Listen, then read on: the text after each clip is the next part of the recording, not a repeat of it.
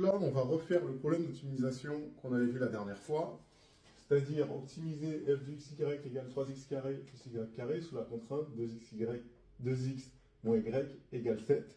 La dernière fois, on l'avait fait en se ramenant à une fonction et une variable, en exprimant y en fonction de x. Cette fois-ci, on va utiliser le Lagrangien, même si c'est une méthode que je n'apprécie pas fortement. C'est parti. Donc, ce qui peut se passer, c'est qu'on vous oblige à utiliser le Lagrangien, et donc je vais vous expliquer comment on fait. Donc, dans un premier temps, ce que vous allez faire, c'est que la contrainte, vous allez mettre du égal 0. Donc, ici, c'est comme si j'avais 2x moins y moins 7 égale 0, et vous allez noter P, la fonction, telle que P de x égale 2x P de x, y, pardon, égale 2x moins y moins 7. Ok. Et bah, simplement la fonction de Lagrange, ce sera la fonction suivante. Ma fonction de Lagrange, ce sera L de xy lambda égale f de xy plus lambda p de xy. Et moi, je vais optimiser cette fonction de Lagrange. Donc, ma fonction de Lagrange, elle est là. J'ai 3x carré plus y carré plus lambda 2x moins y moins 7. Alors, pour optimiser, je vais utiliser les dérivées partielles de L. Donc j'en aurai 3 quand je dérive par rapport à x, quand je dérive par rapport à y et quand je dérive par rapport à lambda. Bah, je vais tout de suite calculer les dérivées partielles. Donc, je vais calculer la dérivée partielle par rapport à x dans un premier temps. Bah, c'est assez simple. Quand je dérive 3x carré par rapport à x, qu'est-ce que ça me donne? Ça me donne évidemment 6x ici. Quand je dérive y carré, bah, ça va me faire 0. Et quand je vais dériver lambda facteur de 2x moins y moins 7, évidemment, si je développe lambda, j'aurai lambda fois 2x. Ensuite, moins lambda y moins 7 lambda. Bah, le moins lambda y, comme c'est une constante, sa dérivée sera 0.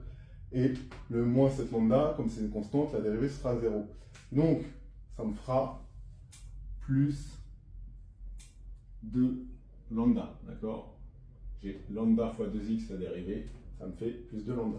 Maintenant, je vais calculer la dérivée partielle lorsque je dérive par rapport à y. Lorsque je dérive par rapport à y, bah, c'est assez simple aussi. Bah, 3x carré, comme x est une constante, quand je dérive 3x carré, ça fait 0.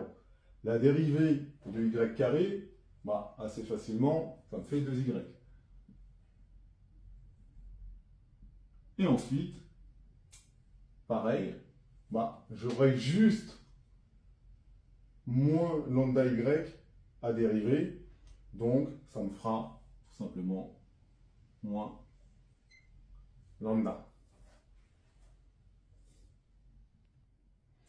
Et du coup, la troisième dérivée partielle, de façon assez simple, comme je dérive par rapport à lambda, je considère que x et y sont des constantes. Donc 3x carré, c'est une constante, je le dérive, ça fait 0. Y carré, c'est une constante, je le dérive, ça fait 0. Et bien du coup, quand je vais dériver par rapport à lambda, il va me rester 2x moins y moins 7. Voilà. Maintenant, ce que je vais chercher, c'est les points critiques de ma fonction L. C'est quoi les points critiques? C'est quand mes 3 dérivées partielles sont nulles.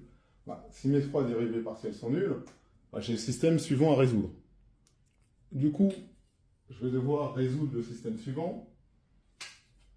6x plus 2 lambda égale 0, 2y moins lambda égale 0, 2x moins y moins 7 égale 0. Là, ça va être assez simple. Je vais procéder par substitution. Donc, première ligne, ça me donne x égale moins lambda sur 3. Deuxième ligne, ça me donne y égale lambda sur 2. Et troisième ligne, je vais remplacer x et y par les valeurs que j'ai trouvées. Donc j'ai 2 fois moins lambda sur 3, moins lambda sur 2, moins 7 égale 0. Donc là, je vais rester toujours ici. Regardez le moins lambda sur 3, y égale lambda sur 2. Et là, je vais simplement mettre au même dénominateur. Donc je vais tout mettre sur 6, évidemment. Donc, qu'est-ce que ça va me donner? Évidemment, en bas, du coup,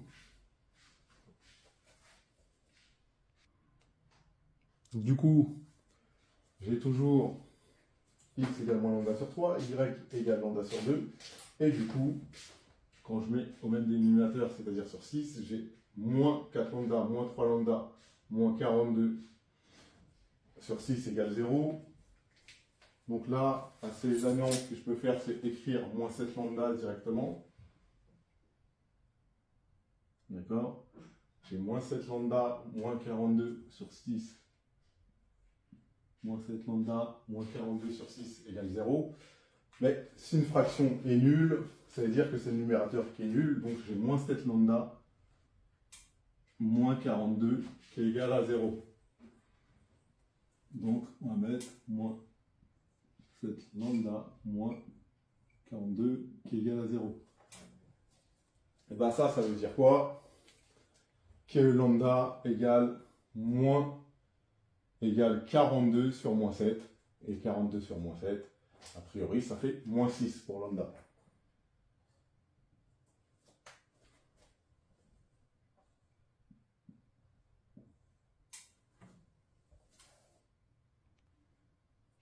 Et donc, là, évidemment, si x égale moins lambda sur 3, c'est-à-dire que x égale moins 6 sur 3, c'est-à-dire 6 sur 3, ça me fait 2.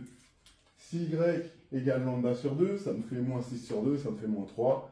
Et lambda est égal à moins 6. Et là, j'ai optimisé ma fonction.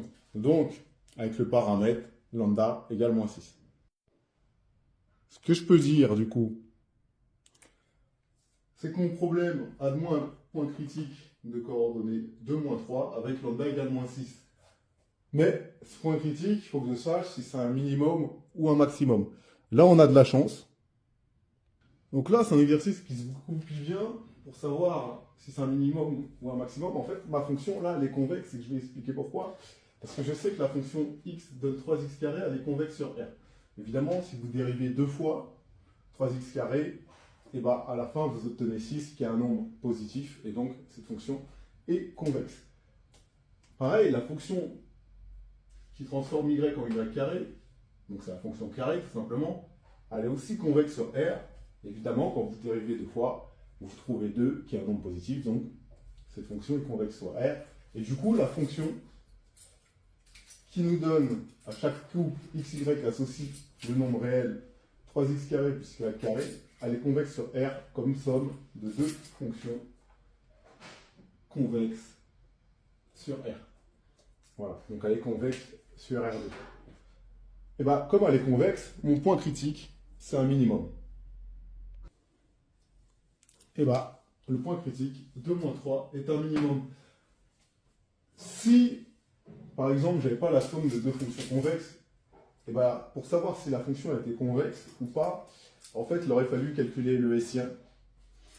Et là, vous aurez pu déterminer par rapport à la matrice hessienne si la fonction était convexe ou non. Là, ça, on le verra une prochaine fois.